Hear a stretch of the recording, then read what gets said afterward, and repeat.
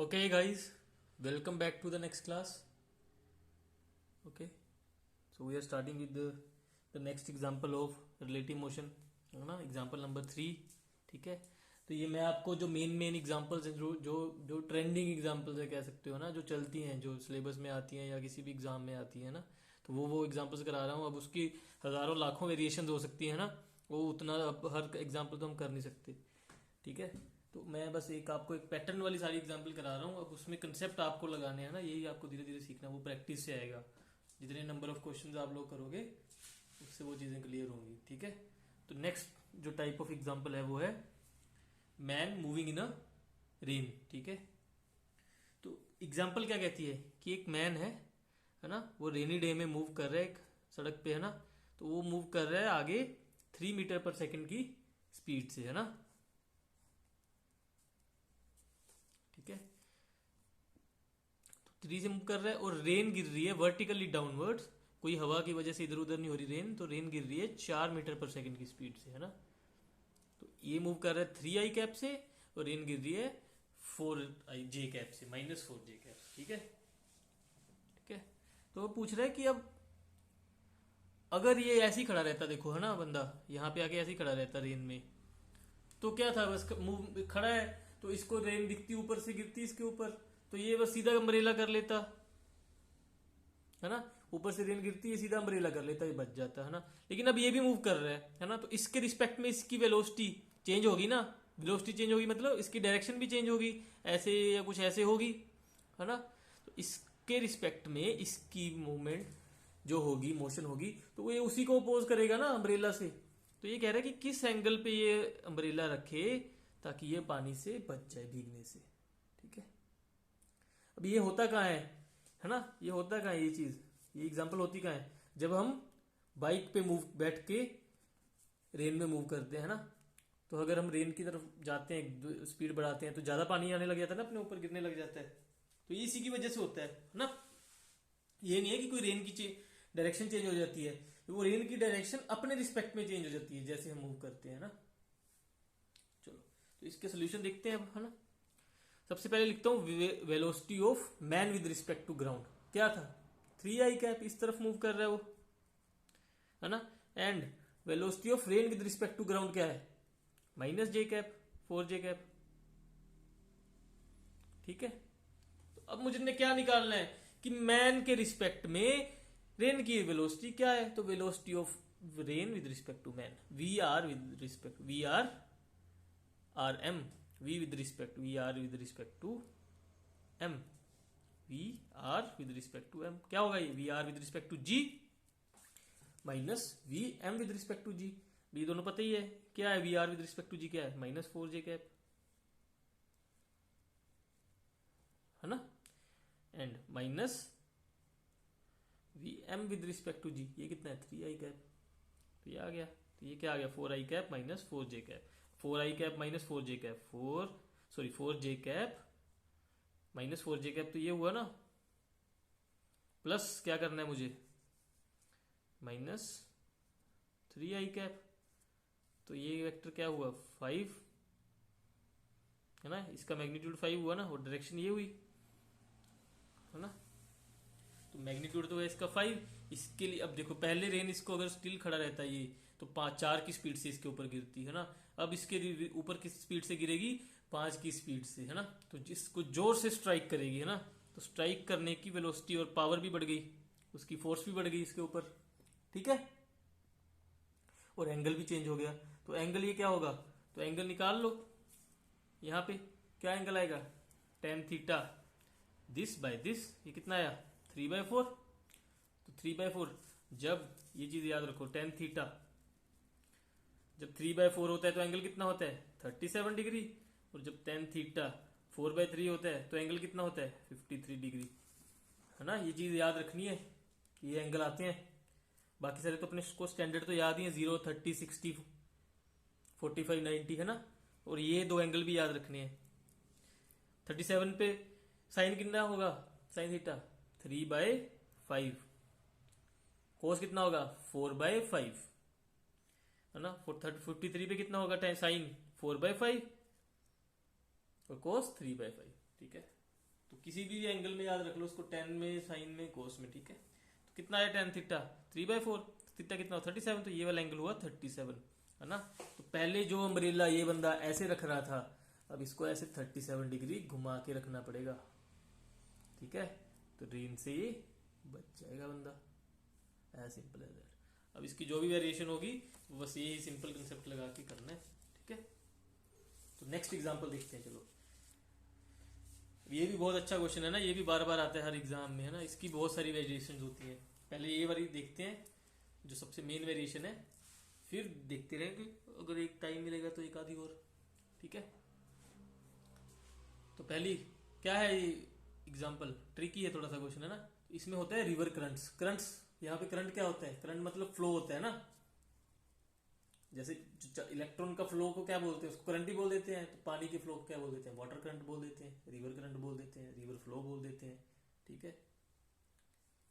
इसका मतलब क्या है, जब पानी रिवर में मूव कर रहा हो तब जो भी मोशंस होंगी उसको बोलेंगे रिवर करंट्स, ना, ठीक है।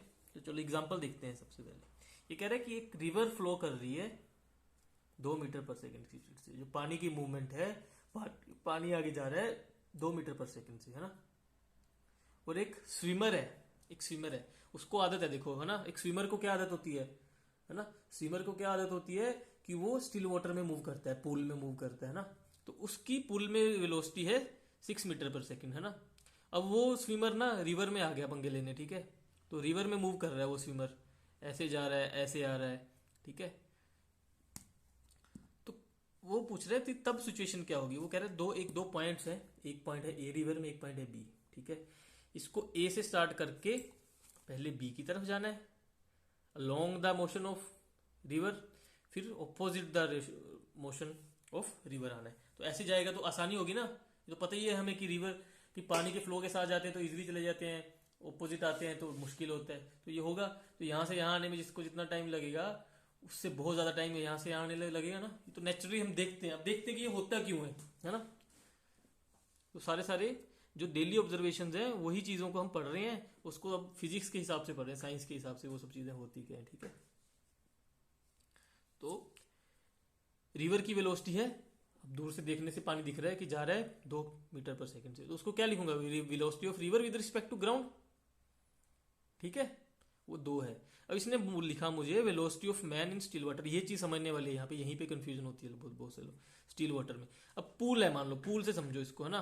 एक पूल है ना। वो बंदा यहाँ पे स्विम कर रहा है ऐसे ऐसे, तो उसकी वेलोसिटी 6 है। तो मतलब जब पानी को क्या दिख रहा है, वो कि पानी को दिख रहा है कि वो मेरे में से निकल के जा रहा है पानी के बीच में से 6 मीटर की स्पीड से, है ना। तो बेसिकली ये वेलोसिटी इन स्टिल वाटर क्या हुआ, ये वेलोसिटी ऑफ ये हुआ man with respect to water या रिवर,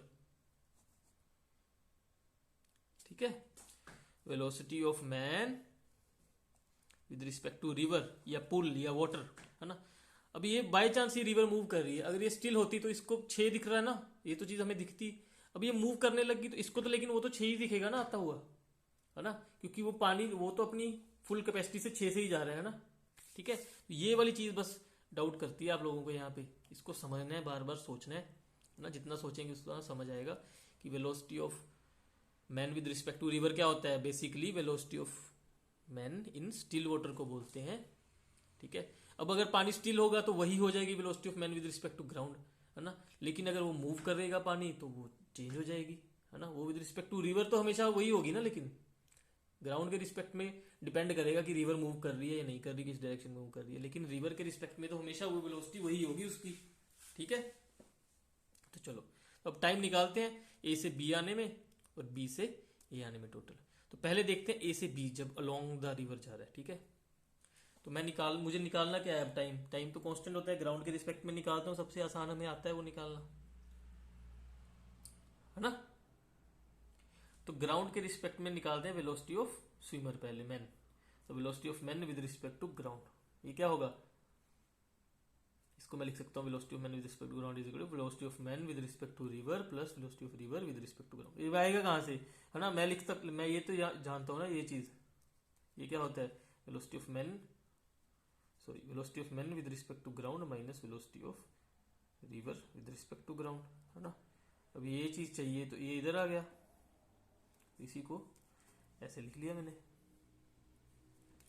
है ना। अब मुझे velocity of man with respect to river पता है, क्या है वो, 6 इस तरफ, आई कैप 6 इस तरफ। Velocity of river with respect to ground क्या है, वो तो हमेशा इस तरफ है, तो ये हुआ 2 इस तरफ। तो टोटल कितना हुआ, 8 इस तरफ, है ना। तो velocity of man with respect to ground कितना हुआ, 8। और distance with respect to ground कितना है, वो ये 2 पॉइंट तो फिक्स ही है ना, यहाँ पे दिख रहा है मुझे खड़े हुए, है ना। मैं इसके बैंक से देख रहा हूँ, रिवर बैंक से देख रहा हूँ, है ना। यहाँ से जहां जाने में 50 मीटर है ना, तो डिस्टेंस है 50, स्पीड है 8, तो टाइम कितना हुआ 50/8, एज सिंपल एज दैट। ठीक है, चलो अब ए से बी में पहुंच गए, इतना टाइम लगा, ये अप्रोक्सीमेटली कितना होगा, ये 6.25 सेकेंड्स के आसपास होगा ना। इसको देखेंगे अब, है ना, कि दूसरी जगह अब वापिस आते टाइम ज्यादा टाइम लगना चाहिए ना, देखते हैं लगता है नहीं। ठीक है, तो चलो अब वो बी से ए आ रहा है, ठीक है। तो अब क्या निकालेंगे, वही चीज, velocity of man with respect to ground, है ना। ठीक है, तो velocity of man with respect to ground क्या होगा, पहले हमने लिखा था ना पिछले में, velocity of man with respect to river plus velocity of river with respect to ground. अब ये तो हमेशा इस तरफ ही है ना, रिवर तो हमेशा ऐसे ही मूव कर रही है ना, तो ये तो 2 आई कैप हो गया, 2 इस तरफ, है ना। अब लेकिन ये बी से ए जा रहा है तो इस तरफ मूव कर रहा है, तो इसकी स्पीड कितनी हुई, 6 इस तरफ, तो लिख दिया मैंने 6 इस तरफ। तो नेट कितना हुआ, 6 इस तरफ, 2 इस तरफ, -6 आई कैप प्लस 2 आई कैप, -4 आई कैप हुआ ना, तो टोटल इस तरफ 4 मीटर पर सेकेंड। तो डिस्टेंस कितना है 50, स्पीड कितनी है 4, तो डिस्टेंस तो टाइम कितना आया ये, इसको अप्रोक्सीमेटली कितना आएगा, ये 12.5 सेकेंड। पहले लग रहा था 6.25 सेकेंड, अब लग रहा है 12 सेकेंड, 12.5, तो डबल हो गया ना टाइम लग रहा है। देखो कितना मुश्किल है रिवर्स में कि ऑपोजिट फ्लो करना, है ना। ठीक है, तो टोटल टाइम कितना हुआ, दिस प्लस दिस कितना हुआ, ये अराउंड 18.75 सेकेंड आया ना। तो हो गया क्वेश्चन सोल्व। अब इसकी 50 वेरिएशन हो सकती है ना। अब देखते हैं नेक्स्ट में, थोड़ा सा देखते हैं क्या होती है इसकी वेरिएशन।